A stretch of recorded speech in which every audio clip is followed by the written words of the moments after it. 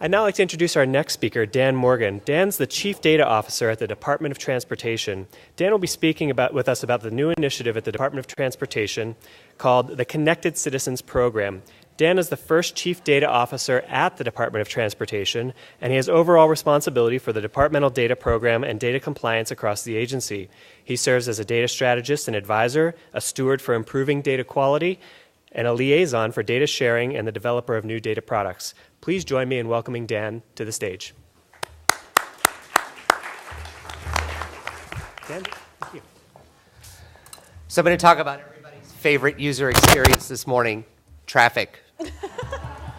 When it comes to user experiences around traffic, government can build important tools to assist people with navigating safely and efficiently.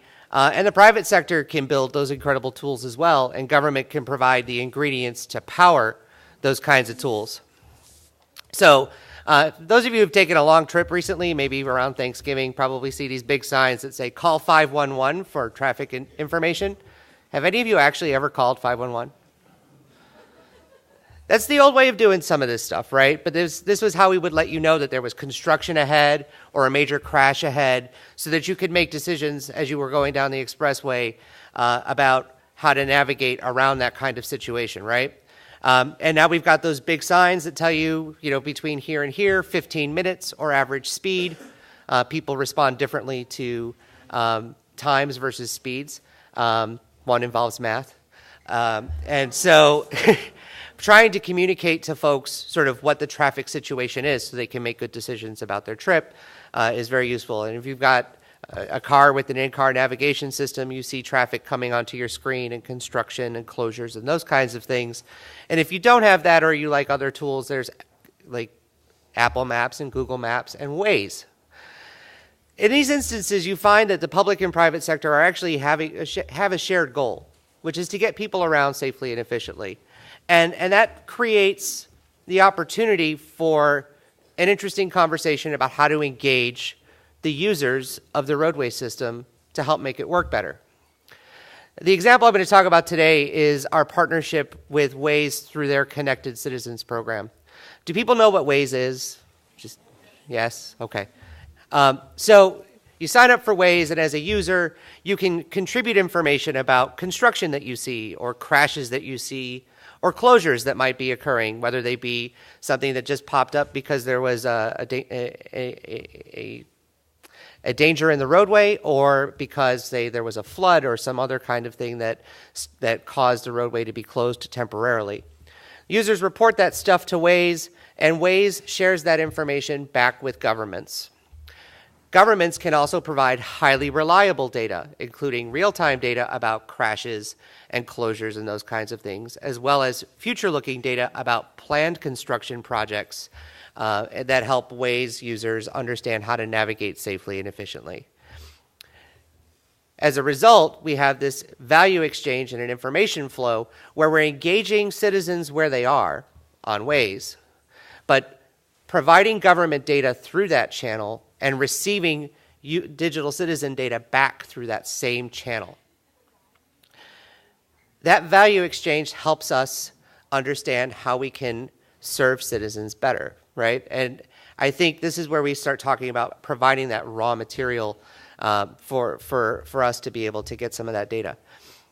I recently started getting the data from Waze nationwide. To give you a sense of what it is in the United States, and this is like a back-of-the-envelope calculation, I'm looking at about, for a year, 75 million records coming back through the API, 10 to 15 gigs of data, which is not a lot of data, right, in terms of size, but lots and lots of records.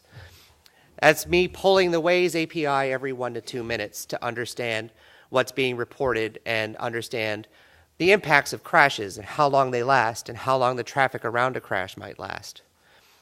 Let me tell you why this is important. So last year, we lost almost 35,100 lives on our roads. That's 100 people a day. That's up 7% from the previous year. That's the sharpest increase in 50 years.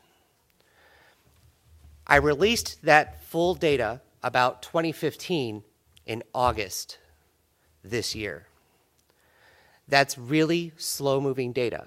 It bubbles up from law enforcement agencies at the most local level, through the counties, up through the states, up to the federal government, and we work to improve the quality of that data and share it. But it's a little slow, and it's not good for understanding sort of the situation that might be on the roads. And that data is only about fatal crashes, which is 35,000. When we talk about all crashes, right, police-reported crashes, about 3 million. All crashes that are property damage that might not be police-reported is a universe of about 6 million. To fully understand what's happening on our roads, I need to be able to get better data faster, right, so that we can take action.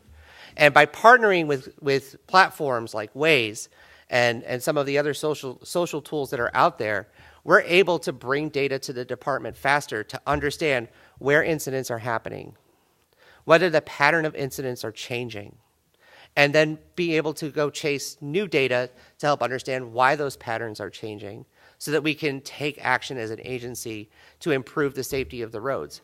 Because safety on the road is part of the user experience too, right? We can understand the impacts of incidents and how we can respond to them more effectively. An incident Waze has done some studies about how quickly an incident appears in their platform. It happens roughly about 4 minutes faster than it appears at the Department of Transportation at the state level, right?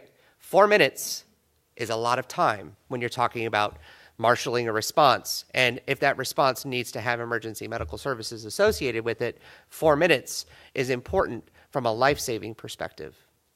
It's really important to have people engaged across that platform. And we can start to make smarter investments to address some of these safety issues. Faster data means that we can take action more effectively as a federal agency, and it means that we are able to provide citizens with more useful information. Now, incidents, closures, and crashes are things that are happening at the local level, and it's local data. So you might wonder, what data does the federal government have to offer a platform that's talking about real-time traffic? When we talked to Waze, we talked about some of the federal government's open data that might be interesting to them.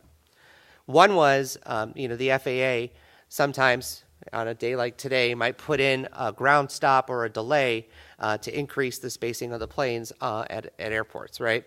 And so imagine Waze could build a feature to say, oh, it looks like you're headed to Reagan. Just so you know, there's a ground delay over at Reagan, you might want to call your airline. A useful feature, right? In the federal government, the Department of Energy has data about alternative fuel stations, right? And so that's not my data. It's open data, but that's something that becomes a feature for Waze to offer their users. And so the value exchange isn't always about real-time data. Sometimes it's base layer data. Sometimes it's real-time data. And it doesn't have to be party to party because, of course, we're focused on open government here at and open data at the federal level. So anybody can use this stuff. But when we start talking about product features, then companies like Waze, Apple, and Google can find new ways to innovate that experience using government data as well. And citizens can give feedback on that kind of stuff, and we can start to build these beneficial feedback loops, right? And improve the government's data, improve the citizen experience, and we'll be able to take appropriate action to keep the roads working well for everybody. And that's really it.